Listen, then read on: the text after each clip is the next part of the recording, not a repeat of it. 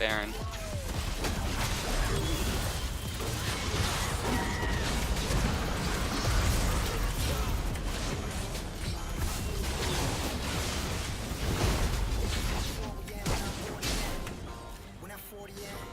Okay, we're doing an awful job.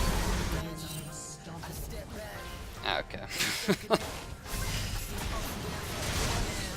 We'd probably be able to doing a lot better, but that's the second time Ori missed her ult. And we've lost 2 team fights that way actually, because of that.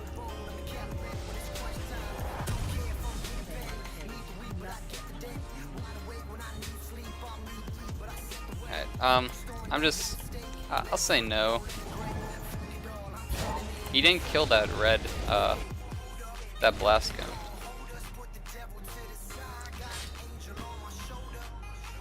So I can try and go for this. Oh, trying to. If it's going bot, I'm gonna try and stop them.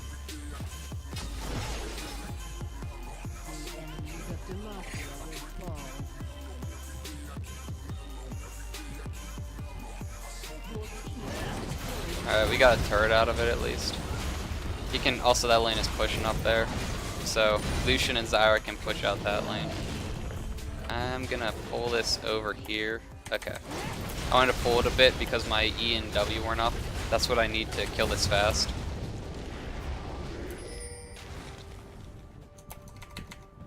On wings of fury. Okay. That's Ocean Drake, but okay, Lucian got his red. I'm just gonna head down there. I was close to 14. Oh, if he can get that. Oh!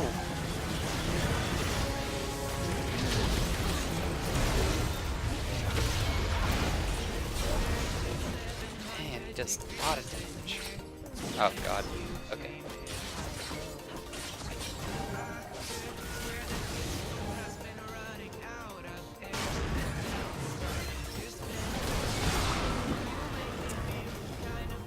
Okay, we're just gonna back off here. These lanes are gonna push after they get that, and someone has to stop this. I have my dead man, so that's nice.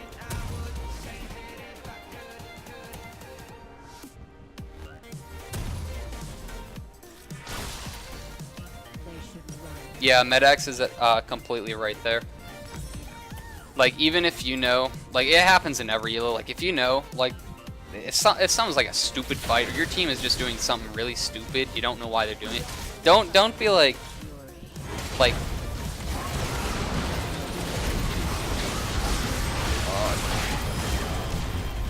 hey, she got an Ori ult.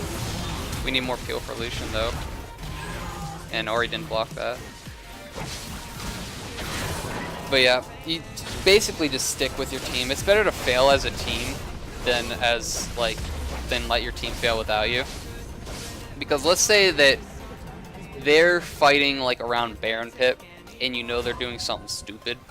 Like, so you decide not to do it. You go and head somewhere else. You get mid lane turret or whatever like that. Or you go to get mid lane turret. Your team just fought a 4v5 there and you weren't there for it, so the enemy team obviously had the advantage. So they win the 4v5, they lose, and they get Baron off of it. But it's okay, right? Because you're alive? Because you can stop all 4 of them?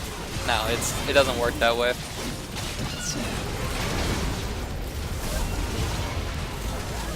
This Kate does a lot of damage.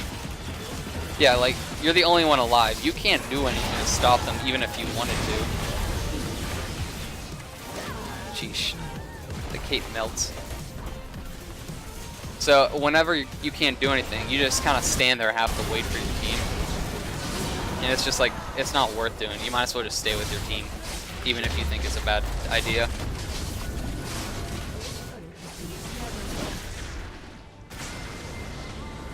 Alright. Overall, I played that game really poorly. I wasn't looking at the map very well, and I made some really stupid decisions, to be honest.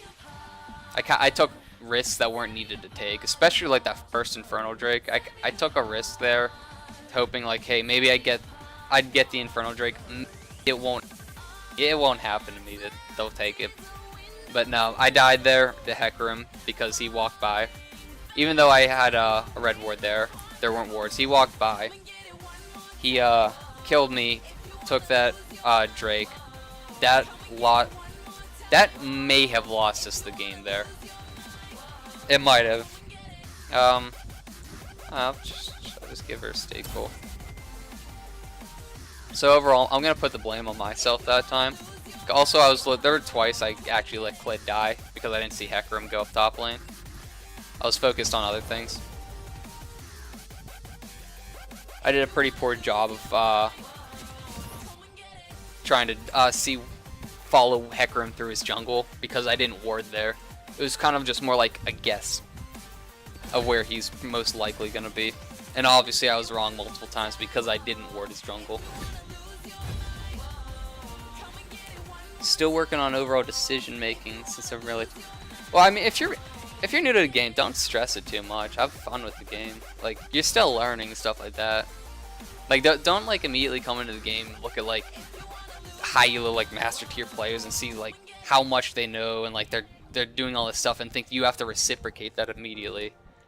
Like a lot of people in like higher elos, it took them maybe like a year or two. Like the people who like actually like worked really hard to get better, it took them probably a year or two, something like that. People who just like played passively, like me or something like that, it took them a lot longer, like 3-4 years. They kind of just, I'd learned basically just through trial and error. I just played the game. Because overall, the objective of the game is just to have fun.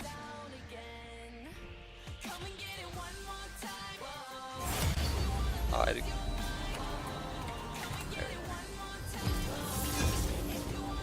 yeah, if you're not having fun with the game, just do whatever makes you happy.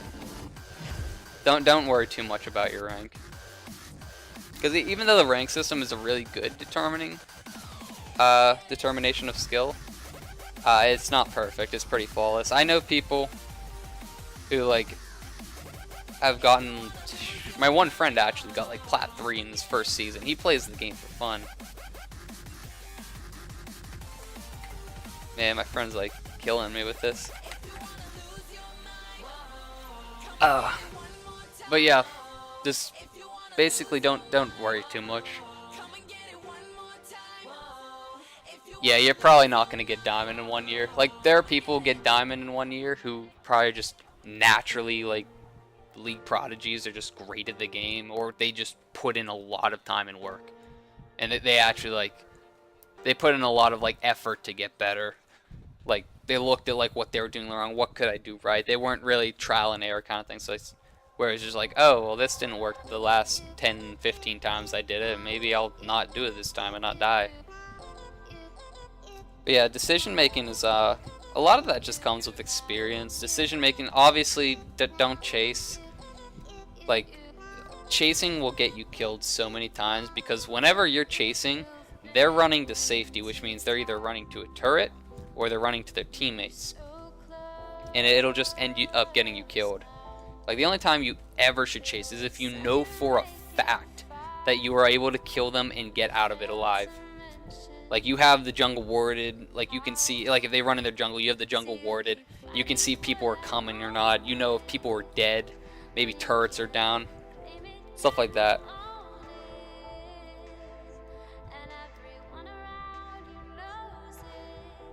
Yeah, cooldowns actually help a lot.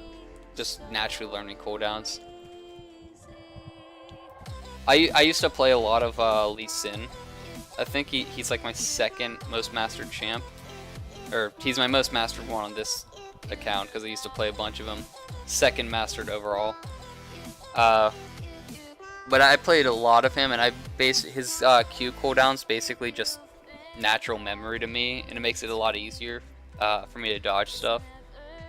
Like I'm not saying play every champ a bunch, but just learn. It's pretty good to learn, like determine what enemy champions cooldowns are when you're playing against them, because it'll help you later.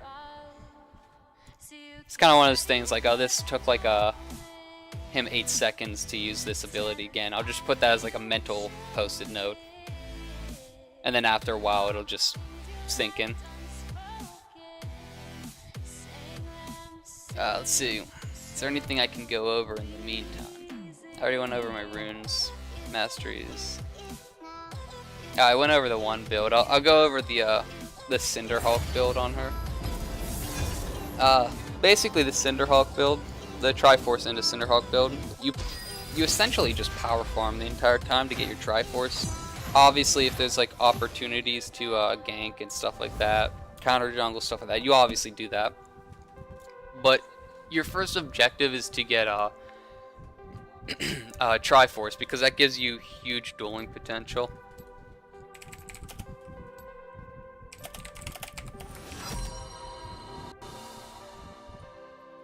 And then the Cinderhulk, what it does is it allows you to build, you get a lot more health later on in the game from building tank items afterwards of it.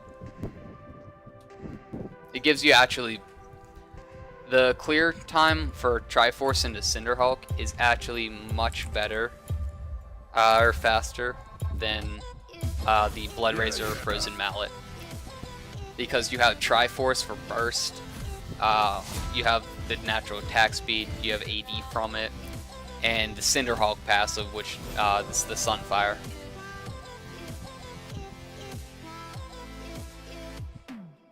Alright, this is, here, what time is it? It's like 7:30 where I am, so I'll probably just have this as my last game. Hopefully I'll come out with a win, since we're 0-2 for right now. First we have to see what our team is. We'll look at, if you don't know what win conditions are yet, win conditions is actually something I struggle with. It's probably,